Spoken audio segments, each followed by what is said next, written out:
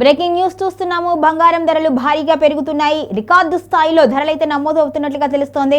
ఇక సామాన్యులు కొనలేని పరిస్థితి ఏర్పడింది అంటూ కూడా ఆవేదన వ్యక్తం చేస్తున్నారు. మొత్తానికైతే గత కొద్ది రోజులుగా బంగారం ధరలు ఏమాత్రం తగ్గకుండా పెరుగుతూనే ఉన్నాయి. బంగారం ధరలు అడ్డు అదుపు లేకుండా పెరిగిపోతున్నాయి.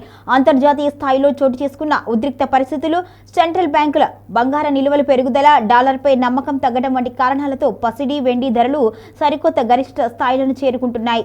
రోజు రోజుకు పెరిగిపోతున్నాయి. ఈ ఏడాది తొలి నెలలోనే ఈ రెండింటి ధర అమాంతం ఎగబాగుతూ ఉంది. దిమ్మ తిరిగేలాగా షాక్ ఇస్తోంది.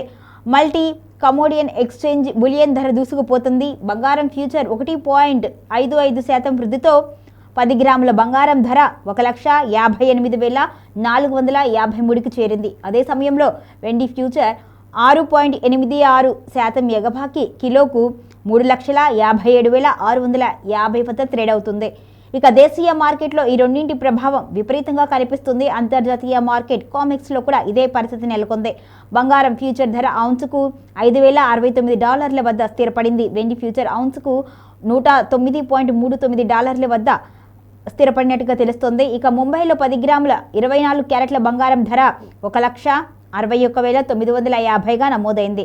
22 క్యారెట్ల పసిడి ధర 1,48,450కి చేరింది. ఇక కిలో వెండి ధర దేశీయంగా 3,60,000 స్థాయిని అధిగమించింది. దేశంలో బంగారం ధరలు అంతర్జాతీయ మార్కెట్ల రేట్లు, దిగుమతి సుంకాలు, పన్నులు, మారకపు రేట్లతో హెచ్చుతగ్గులు వంటి అనేక అంశాలు ప్రధానంగా ప్రభావితం చేస్తున్నాయి. మొత్తానికైతే గత కొద్ది రోజులుగా చూసుకుంటే బంగారం ధరలు ఏమాత్రం తగ్గకుండా పెరుగుతూనే ఉన్నాయి. ఒకవేళ తగ్గినా కూడా స్వల్పంగా తగ్గుతున్నాయి తప్పితే ఏమాత్రము ఎక్కువగా తగ్గట్లేదు. కానీ పెరగడం మాత్రం అనూహ్యంగా పెరుగుతూనే వస్తున్నాయి. భారీగా ధరలు పెరగడంతో ఇక పెళ్లిళ్ల సీజన్ సమీపిస్తున్న వేళ ఎలాగ కొనుగోలు చేయాలి అని ఆవేదన వ్యక్తం చేస్తున్నట్లుగా తెలుస్తోంది.